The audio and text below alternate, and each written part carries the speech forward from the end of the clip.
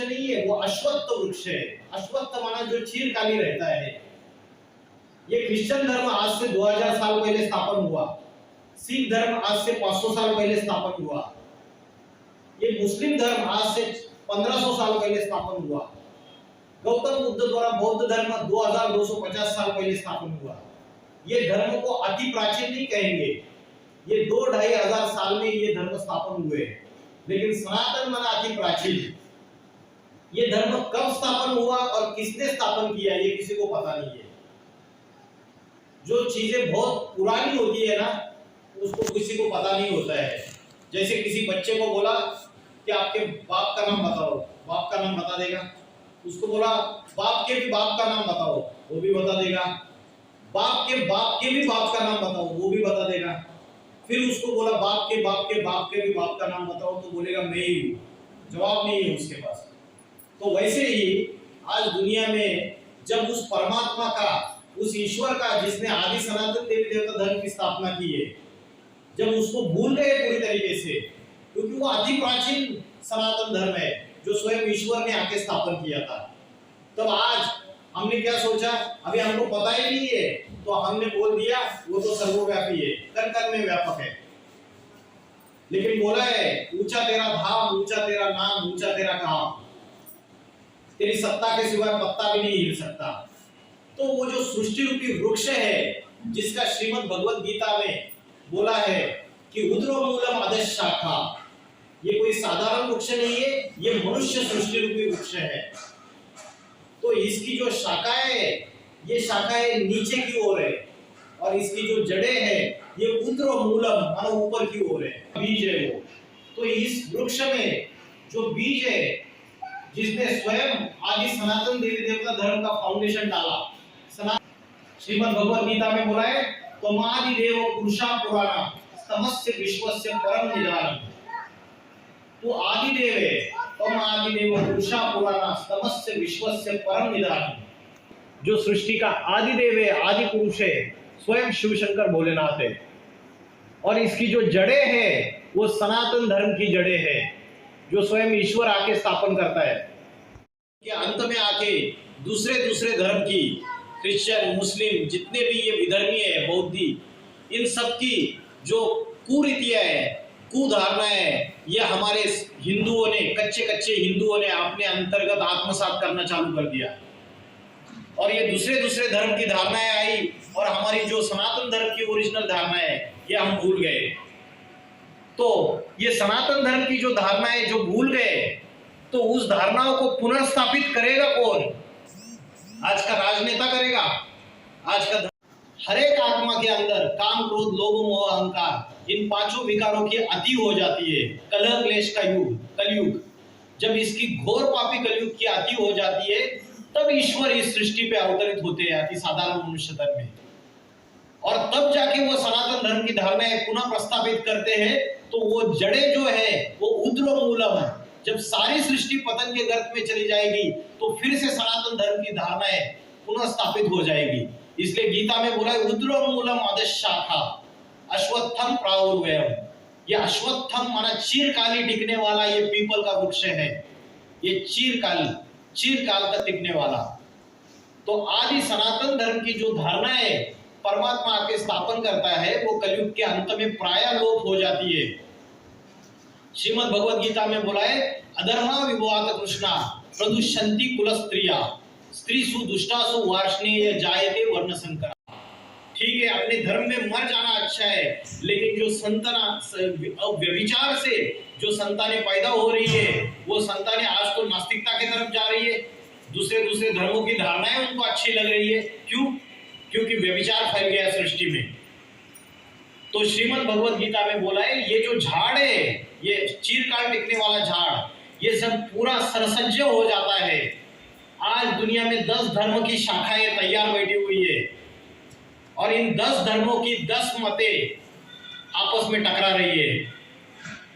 जब ऐसा समय आता है और जब धर्म की ग्लानि हो जाती है पूरी तरीके से, यदा यदा धर्मस्य ग्लानिर्भवति भारत, तब एक सद्धर्म स्थापन करने के लिए आदि सनातन देवी देवता धर्म की धारणाएं पुनर्स्थापित करने के लिए वो परमात्मा इस सृष्टि पे अवतरित होता है। तो आज दुनिया में पाप, भ्रष्टाचार, अत्याचार, व्यभिचार, दुख, अशांति, हिंसा, आतंकवाद अपनी चरम सीमा, फिर नई सृष्टि स्थापन कैसे होगी? सनातन धर्म की धारणाएं स्थापन कैसे होगी? हम बोल रहे हैं कि अनेक अनेक धर्म वाले तो हिंसा पे आमादा है। आज वो अनेक अनेक धर्म वाले हिंसा पे आमादा है और सनातन धर्म तो पूरा नष्ट हो जाएगा। लेकिन जिसने स्थापन किया है इस सृष्टि का, जो मालिक है, ईश्वर है, जब इसकी अति हो जाती है, अजम विभू। इस श्लोक में ये चीज बोलिए, पुरुषम शाश्वतम दिव्यम, वो शाश्वत पुरुष है। इसके लिए बोलते हैं उसको सदा शिव। सदा शिव माना जो सदा कल्याणकारी है इस सृष्टि पे। तो वो शाश्वत पुरुष है। वो शाश्वत पुरुष, पुरुषम शाश्वतम दिव्यम आदिदेवम अजम विभुम, वो आदिदेव है। तो मुझे बताइए आदिदेव किसको बोलते हैं?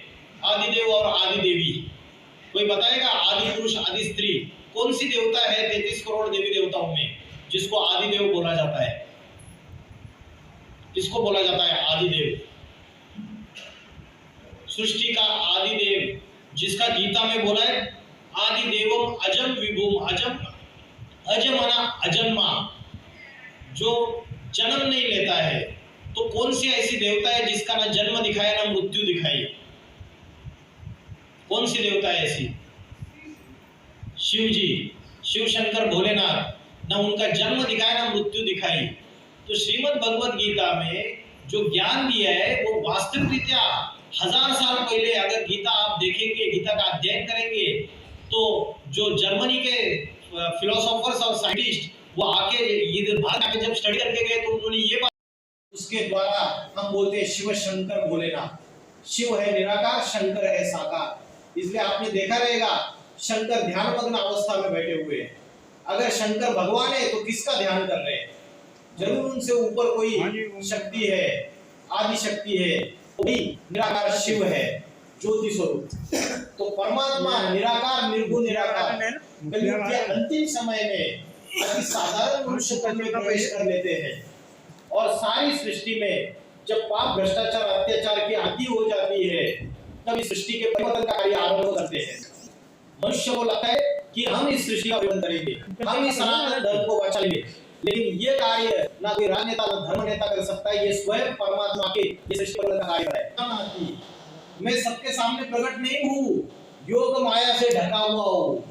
ये सारी सृष्टि भौतिक सुखों के, ये भौतिक जितने भी लौकिक सुख है, ये इंद्रियों के सुख है, ये देह के सुख है, इसके आसक्त हो गई है। इसलिए उस साधारण तन में आए हुए भगवान को पहचान नहीं पा रही है। इसलिए बोला मैं सबके सामने प्रकट नहीं हूँ, योग माया से ढका हुआ हूँ। ये योग माया है, झूठी माया, झूठी काया, झूठा सब संसार। तो इसमें सारे फंसे हुए पूरी तरीके से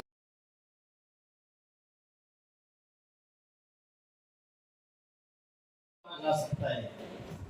श्रीमद् भगवद गीता में बोला है कि ज्ञान चक्षु, ये ज्ञान के नेत्र में तुझे देता हूँ। इस ज्ञान के आधार से ही तू मुझे पहचान सकता है, इस स्थूल नेत्रों से तू मुझे पहचान नहीं सकता है। तो परमात्मा अति साधारण मनुष्य तन में जब आता है तब ऐसा ज्ञान सुनाता है, झाड़ पूरा जर्जरीभूत हो जाता है, सृष्टि रूपी वृक्ष। तब उस ईश्वर को जो सारी सृष्टि का मालिक है स्वयं आना पड़ता है। तो क्या करता है वो? स्वयं आता है तो क्या करेगा? मकान का मालिक पुराना मकान तोड़ देगा और नया मकान बांध के तैयार कर देगा। लेकिन पहले पुराना मकान नहीं तोड़ता है, पहले नया मकान बांध के तैयार करता है। और जो नया मकान बांध के तैयार करता है अपने बीवी बाल बच्चों को, अपने फैमिली मेंबर्स को शिफ्ट कर देता है, फिर पुराना मकान तोड़ता है। तो आज सृष्टि की जो हालत हुई है, उस समय वो परमात्मा की साधारण मनुष्य में इस सृष्टि के अवतरित हो चुके हैं। वो सनातन धर्म की धारणाओं को पुनर्स्थापित करने का कार्य गुप्त में शुरुआत कर चुके हैं। वो सृष्टि के आदि योगी है, युग पुरुष है, बड़े बड़े भविष्यकार है जिन्होंने भविष्यवाणियां की है। उत्तर प्रदेश से, भारत के उत्तर प्रदेश से एक ऐसे महापुरुष का 21वीं शताब्दी में अवतरित होगा जो सारी दुनिया उसके सामने नतमस्तक हो जाएगी। वो योग बल के आधार से ऐसी आध्यात्मिक क्रांति लाएगा कि ये बड़े बड़े नास्तिक जो रशियन से, ये अहंकारी जो विज्ञान से हुए उस महापुरुष के सामने नतमस्तक हो जाएंगे। भारत विश्वगुरु कहलाएगा, ऐसा समय आने वाला है और शीघ्र ही आने वाला है। तो परमात्मा अपना गुप्त कार्य कर रहा है। आने वाले 8-10 सालों में एक तरफ हाहाकार और दूसरी तरफ जय जयकार। जब सृष्टि में चारों तरफ काल मंडराता है, उत्तर दक्षिण पूर्व गीता में कालोस्मी, कालोस्मी का अर्थ है मैं इस सृष्टि का विनाश करने का वाला महाकाल हूं। महाकाल किसको कहा जाता है? शिव शंकर भोलेनाथ को कहा जाता है। श्री कृष्ण को तो महाकाल नहीं कहा जाता है, लेकिन श्रीमद् भगवद गीता में बोला है कालोस्मी लोक क्षय कृत प्रवृद्धो, मैं इस सारी सृष्टि का विनाश करने वाला महाकाल हूं। और उस महाकाल की शरण में जो जाएगा उसको काल क्या खाएगा। तो हम मनुष्य, हम सोच रहे हम राम मंदिर तैयार करेंगे, हम ये तैयार करेंगे, हम वो करेंगे। उस ईश्वर के शरण जाओ, वो बराबर उसके पास पूरा गणित है। वो कैसे दुनिया स्थापन करेगा, कैसे लुप्त हुई सनातन संस्कृति को फिर से पुनः प्रस्तावित करेगा। तो उसके शरण में जाओ। इसलिए श्रीमद् भगवद गीता में बोला है सर्व धर्मान परित्यज मामेकम शरणं व्रज। ये जितने भी देह के धर्म हैं, जिनको देहाभिमान चढ़ा हुआ है, हिंसा काहे से होती है? देहाभिमान से होती है कि मेरे पास बहुत तन बल है, मेरे पास बहुत जन बल है और मेरे पास बहुत धन बल है और मैं इस सृष्टि को फिर से जीत के दिखाऊंगा। हम हिंदुओं का राज्य फिर से स्थापन करके दिखाएंगे। इससे नहीं होता है। हिटलर आया, मुसोलिनी आया, बड़े बड़े अलेक्जेंडर आए, इन्होंने शस्त्रास्त्रों के आधार पर दुनिया को जीत पाने की कोशिश की, लेकिन दुनिया को जीत पाए? नहीं जीत पाए। लेकिन शिव शंकर भोलेनाथ जो योगेश्वर है, यो योग बल के आधार से सारी सृष्टि के ऊपर जीत पाते हैं। नॉस्ट्राडेमस है, कीरो, कीट है, हेंडरसन है, जुल्बन है, गोपीनाथ शास्त्री है, कल्कि पुराण है, ये जितने भी भविष्यवेत्ता है दूसरे अमेरिका से, दूसरे राष्ट्रों से, उन्होंने ये भविष्यवाणी की है कि उत्तर भारत से वो व्यक्ति निकलेगा और उसके सामने सारी दुनिया नतमस्तक हो जाएगी। तो ये समय चल रहा है उसको पहचानने का, और उसकी शरण में जो जाएगा उसको काल क्या खाएगा? उसको काल खा नहीं सकता। मन होते 10 मुखों से 10 बातें करता है रावण, वो 10 मतें फैला रही है और उससे क्या हो रहा है? अंधेर नगरी चौपट राजा, टका से भाजी टका से खाजा। यह हालत है दुनिया की आज की तारीख में। और ये जो 10 धर्म फैले हुए हैं, ये भी रावण के 10 मुख हैं। आज जो जाति व्यवस्था पैदा हो चुकी है, एक समाज में, एक छोटे से जिले में 10 जातियां आपस में लड़ाई झगड़ा कर रही है, ये भी रावण के 10 मुख है। 10 बड़े बड़े देश है, अमेरिका, ऑस्ट्रेलिया, यूरोप, अफ्रीका, ये सारे 10 बड़े बड़े धर्मखंड ये भी आपस में लड़ाई झगड़ा कर रहे हैं। ये राष्ट्र की जब अति हो जाती है, सारी दुनिया अज्ञान अंधकार में फैल जाती है। कौन सा अज्ञान? ना आत्मा का ज्ञान है, ना परमात्मा का ज्ञान है। आज जो भी मनुष्य मात्र है, उनको स्वयं की आत्मा का भी ज्ञान नहीं, मेरा असली स्वरूप क्या है। साधनों के पीछे, व्यक्तियों के पीछे, रिश्तेदारों के पीछे सुख ढूंढ रहे हैं, लेकिन उनको पता नहीं सुख और शांति मेरे आत्मा के अंदर बसी हुई है। तो आत्मा का भी ज्ञान नहीं है और उस ईश्वर का भी ज्ञान नहीं है, परमात्मा का, जो विषयों के भोग होते हैं रात्रि में। ये सारी दुनिया विषयों में लिप्त हो जाती है, विषय वासना में वैश्यालय बन जाती है ये सारी दुनिया। तो ये जब श्रीमद् भगवद गीता में बोला है काम महाशत्रु है, श्रीमद् भगवद गीता में क्या बोला है? काम महाशत्रु है। त्रिविधस्य नरकस्य इदं द्वारं नाशनम आत्मना काम क्रोध स्मृता लोभ तस्मात् एतत् त्रयं त्यजेत्। ये तीनों नरक के द्वार खोलने वाले हैं, काम, क्रोध और लोभ। भारत जो शिव, तो ये तीनों नरक के द्वार खोलने वाले हैं। और गीता में बोला ये काम महाशत्रु है, जयेनम पापनाशम, ये महाशत्रु है, इसको मार दे। काम एष क्रोध एष रजोगुण समुद्भवा महाशनो महापापमा विद्धि येन वैरिणम। इसको वैरी समझ, इस काम विकार को। हम सोच रहे हैं हम ढेर सारे बच्चे पैदा करेंगे और जो विकृतियां, जो गलत गलत धारणाएं फैली हुई है उनका अंत कर देंगे। अंत उससे नहीं होता है। श्रीमद् भगवद गीता में बोला है काम जीते सो जगत जीत, इंद्रिय जीतो सो जगत जीत, मन जीते सो जगत जीत। इस मन को एकाग्र करके दिखाओ, शंकर जी जैसी निराकारी योग बल की अवस्था पैदा करके दिखाओ। स्वामी विवेकानंद जी ने बोला, मुझे 100 युवक ऐसे दे दो चारित्र्यवान, मैं इस सृष्टि का परिवर्तित करके दिखाऊंगा। उनको 100 मिले नहीं। जब परमात्मा स्वयं इस सृष्टि पे आता है तो ऐसा पावरफुल पवित्रता का ऐसा संगठन स्थापन करके दिखाता है, उनके आधार से इस सृष्टि का परिवर्तन होना चालू हो जाता है। हिंसा से इस सृष्टि का परिवर्तन नहीं हो सकता कभी भी। महाभारत में कौरव पांडवों की जो लड़ाई दिखाई, उसमें हम देखते हैं एक तरफ भगवान बोल रहे हैं कि ये हिंसा जो है ये त्याग देनी है, और दूसरी तरफ हम देख रहे हैं कि वो लड़ाई बाणों से, गदा से, भालों से युद्ध कर रहे हैं। तो सारी बातें रूपकात्मक है। कवियों ने जो कविता की है, उस कविता में अपनी भावभंगिमा डाली है। उस कविता का गहरा अर्थ वो कवि ही बता सकता है। कई जाने कवि, कई जाने रवि, वो कवि स्वयं बता सकता है। वो जो शस्त्रास्त्र दिखाए वो ज्ञान के शस्त्रास्त्र है। वो कोई लोहे के भाले और लोहे के बाण नहीं है। परमात्मा ने आके हिंसक लड़ाई लड़के ये सृष्टि स्थापन नहीं की नई दुनिया। बोलते परमात्मा आके यदा यदा हि धर्मस्य ग्लानिर्भवति भारत अभ्युत्थानम् धर्मस्य, एक सद्धर्म की स्थापना करता है और अनेक पापी धर्मों का विनाश कर देता है। जिसके लिए शास्त्रों में बोला है कि वो विश्वनाथ है। शंकर पार्वती को बोला है जगतम पितरम वंदे पार्वती परमेश्वरु। तो जगत के माता पिता कब बने? वो सारी सृष्टि ने उनको माता पिता के रूप में कब माना? भारत ने नहीं, जगतम पितरम वंदे। जगत में सारे धर्म है, हिंदू, मुस्लिम, क्रिश्चियन, बौद्धिस्ट, सारे धर्म आ गए, सिख, उन सारे धर्मावलंबियों ने उस एक को माता पिता के रूप में माना। तो कब माना? हर कलयुग के अंतिम समय में। ये सृष्टि रूपी चक्र है, सतयुग, त्रेतायुग, द्वापर युग और पापी कलयुग। पापी घोर कलयुग का जो अंतिम समय है, और वो अंतिम समय की निशानी क्या है? आज से 70-80 साल पहले आज दुनिया में ये एटम बॉम्ब, ये न्यूक्लियर बॉम्ब, ये एटॉमिक वेपन्स, न्यूक्लियर वेपन्स, ये मिसाइल्स नहीं थे आज से 80 साल पहले। रॉबर्ट ओपेनहाइमर, अमेरिका का एक साइंटिस्ट है रॉबर्ट ओपेनहाइमर, उन्होंने 1945 में पहली न्यूक्लियर टेस्ट कराई। और रॉबर्ट ओपेनहाइमर ये श्रीमद् भगवद गीता के अभ्यासक थे। उस समय शिव का इस सृष्टि पे अति साधारण मनुष्य तक में अवतरण होता है।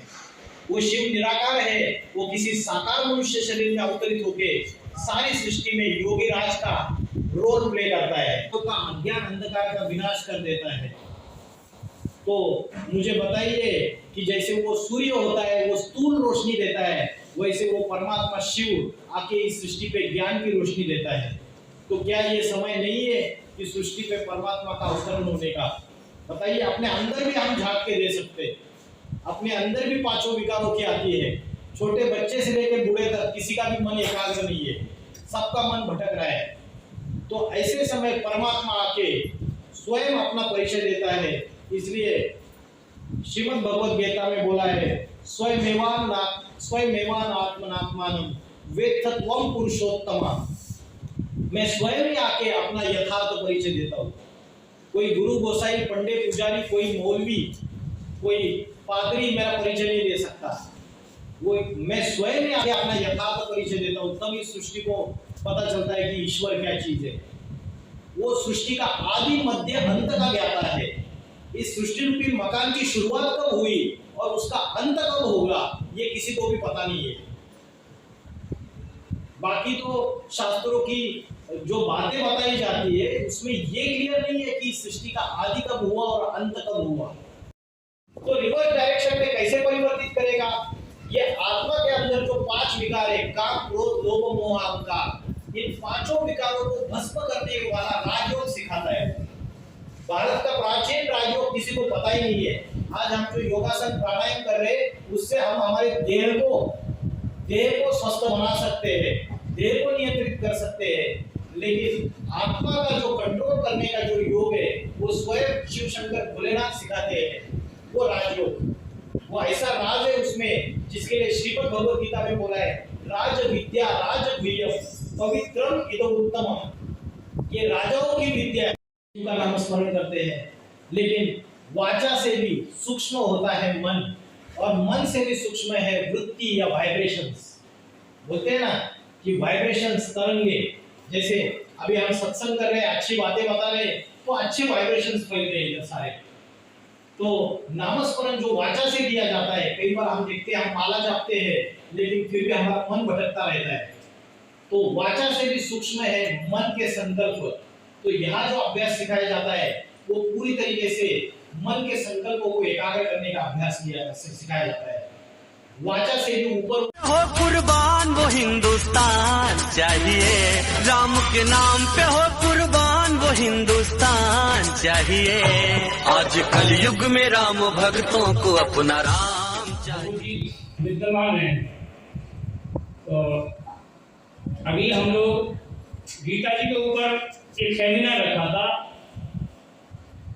तो गीता जी से बड़ा हमारा हिंदुओं का कोई धर्म ग्रंथ नहीं है।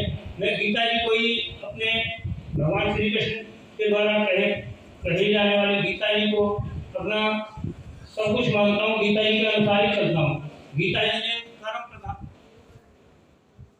देना चाहिए, कर्म करने चाहिए, बिना कर्म के कुछ नहीं होता। और ईसाई लोग बाइबल के हिसाब से चलते हैं, मुसलमान लोग इस्लाम वाले कुरान के हिसाब से चलते हैं। लेकिन हम अपने धर्म ग्रंथ गीता जी को छोड़ के दुनिया में क्यों भटक रहे हैं?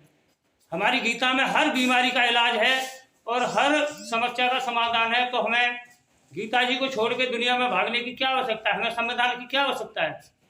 गीता जी हमारा संविधान है, उसमें स्पष्ट लिखा हुआ है, यदा यदा हि धर्मस्य ग्लानिर्भवति भारत अभ्युत्थानम् अधर्मस्य तदात्मानं सृजाम्यहम् परित्राणाय साधूनां विनाशाय च दुष्कृतां धर्म संस्थापनार्थाय संभवामि युगे युगे। जब जब धर्म की हानि होती है तब तक हमारे ठाकुर जी मान लो या फिर महाकाल मान लो, सब एक ही चीज़ मानता हूँ, वो जन्म लेते हैं। इसी के साथ मैं अपना वो दूसरे भाई लोग भी हैं, वो भी 2-2 मिनट सबका नंबर आना चाहिए। इसी के साथ सभी भाई बहनों को जय श्री राम, हर हर महादेव, जय हिंद, वंदे मातरम। भारत माता की पंथ है, सारे पंथ अपने पराये से द्वेषाग्रस्त हैं, अच्छाई बुराइयों से द्वेषाग्रस्त हैं, मगर हम सभी की अच्छाइयों को अच्छाई मानते हैं, सभी की बुराइयों को बुराई मानते हैं, सबके साथ समान व्यवहार करते हैं। हमारे धर्म के ग्रंथ का नाम गीता है। कोई भी ये कहे तो उस ग्रंथ में किसी भी जगह ये लिखा हो कि ये अमुक धर्म का ग्रंथ है, उसकी हर ऋचा, उसका हर श्लोक, उसकी हर वाणी संसार के हर प्राणी यहाँ पे रखा हुआ है। और महादेव के सौगंध मांगे खा के बिफे कहता हूँ, हम हिंदुओं को जगना होगा। आपने का जन्म ले चुका, बहुत अच्छी बात है, जन्म ले चुका, हमें एकजुट होना ही होगा। हो सकता है आप हीरो, हो सकता है आप हीरो, हो सकता है वो माता हीरो, कोई हीरो, लेकिन नहीं, अगर एक बैनर तले हम लोग आए तो हमें कल तो नष्ट होना ही होना है। लेकिन फिर भी उसमें भी एक कारण है, कल नष्ट होना है, होना, लेकिन हम तो कह रही है, हम कह रहे हैं, हमारे महादेव थोड़ी कहते हैं, बोलते बेटा तू बोल ले, पीछे तो मैं हूं ही। हिंदुओं की जनसंख्या बहुत कम होती जा रही है। मेरा उन्हीं से एक सवाल था, लेकिन मैंने नहीं कहा क्योंकि वो उस समय मंच पर बैठे हुए थे।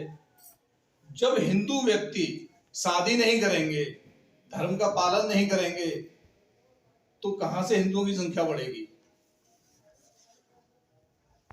आर्य समाजी बनेंगे, कहां से हिंदुओं की संख्या बढ़ेगी? अगर हम यही कहें कि हमारे पूर्वज हमें जो देकर गए वो हम किसको देके जाएं, उसे कौन बरतेगा?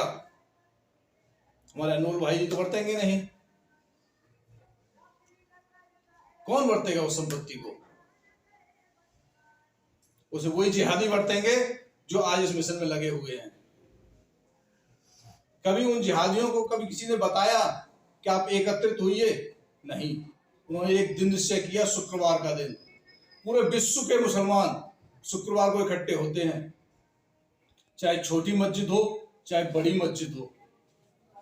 वहां से जो मौलवी फतवा जारी करते हैं वो कोई टेलीग्राम टेलीफोन से नहीं करते, वो कान में कहते हैं, हर व्यक्ति के कान में होते हुए बड़ी मस्जिद से लेकर छोटी मस्जिद तक पहुंच जाता है। क्या वो फतवा कभी किसी दूसरे धर्म को पहुंचता है? नहीं पहुंचता। हिंदुओं ने कभी सोचा कि हम कहीं एकत्रित हो सकें? कभी नहीं सोचा। यही कारण है हिंदुओं के पतन का, दूसरा और कोई कारण नहीं है। अंगुल जी ने एक बात और कही कि ईश्वर है, मानता हूं ईश्वर है, ईश्वर आपकी रक्षा नहीं करेगा, आपको रक्षा स्वयं करनी होगी। जब हम शास्त्र की रक्षा कर सकते हैं, शास्त्र को ग्रहण कर सकते हैं, तो शस्त्र विस्तारण कर सकते हैं। हम शास्त्र की रक्षा करने के लिए हम शस्त्र उठा सकते हैं।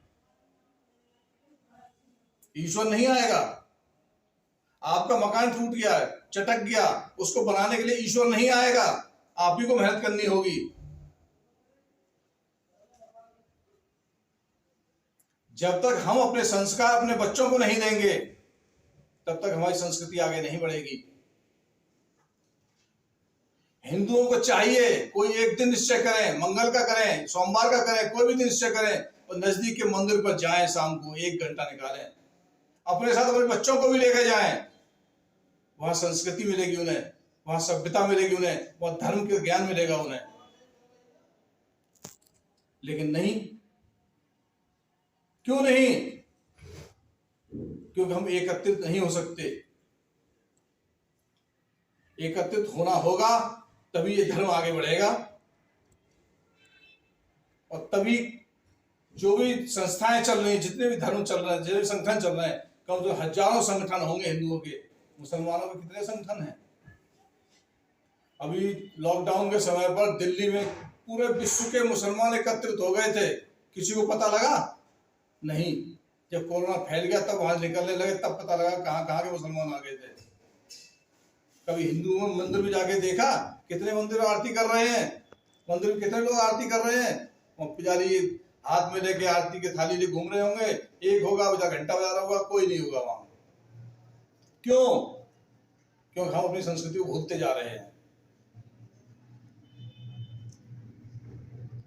हिंदुत्व और सनातन धर्म के लिए कार्यरत हूँ और अब मैं जनरल मीडिया छोड़ चुका हूँ। अपने धर्म के लिए, अपने धर्म और राष्ट्र के लिए ही कार्य करता हूँ। मेरा तो एक ही कहना है और एक ही लाइन में मैं अपनी बात समापन करूँगा कि अपना धर्म रहेगा तो राष्ट्र रहेगा, राष्ट्र रहेगा तो हम रहेंगे, हम रहेंगे तो आप रहेंगे, आप रहेंगे तो ये सारा जहां रहेगा, ये भारतवर्ष रहेगा, हमारा राष्ट्र रहेगा। मैं तो हर हिंदू परिवार से एक ही गुजारिश करता हूँ और अपने हर इंटरव्यू में यूट्यूब चैनल पे बोलता हूँ, मैं बोला भी है कि हर घर से, हर हिंदू परिवार से अगर एक शख्स अपने धर्म, अपने राष्ट्र के लिए पूर्णतः समर्पित हो जाए तो किसी जिहादी, किसी हिंदुत्व विरोधी की हिम्मत नहीं कि वो हिंदुत्व पर हावी होगा, सनातन धर्म पर हावी होगा। कोई भी हिंदुत्व पर उंगली नहीं उठा पाएगा। अगर हिंदुत्व और हिंदू परिवार से हर एक शख्स, सिर्फ एक शख्स अपने धर्म के लिए पूर्णतः समर्पित हो जाए, किसी हिंदू विरोधी को मौका नहीं मिलेगा, कोई एलिगेशन नहीं लगाया तो उंगली नहीं उठाएगा। बहुत सुंदर, बहुत सुंदर। राम के नाम पे हो कुर्बान वो हिंदुस्तान चाहिए, राम के नाम पे हो कुर्बान वो हिंदुस्तान चाहिए। आइए भाई साहब, आइए अनमोल भाई, पांडे जी, आइए।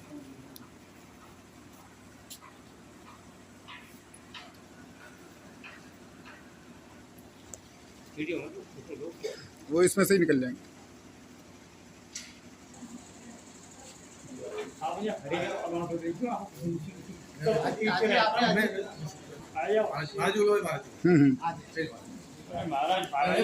पांडे जी, आ जाओ, वो सब निकल जाएगा।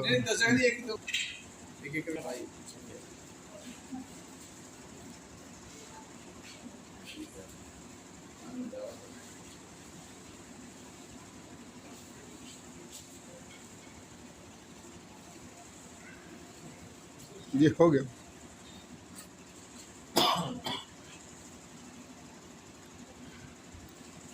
आइए, आप आइए, आ जाइए, आ जाइए इधर।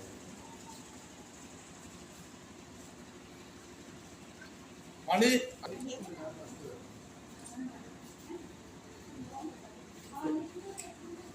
आई आई आई आई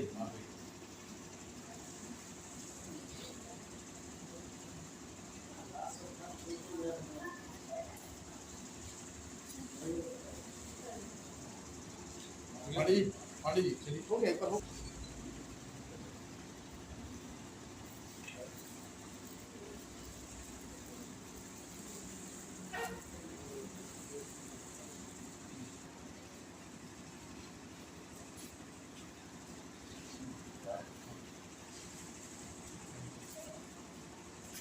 धन्यवाद। अंग्रेजी बोलना छोड़िए आप लोग। इधर थोड़ा सा इधर सामने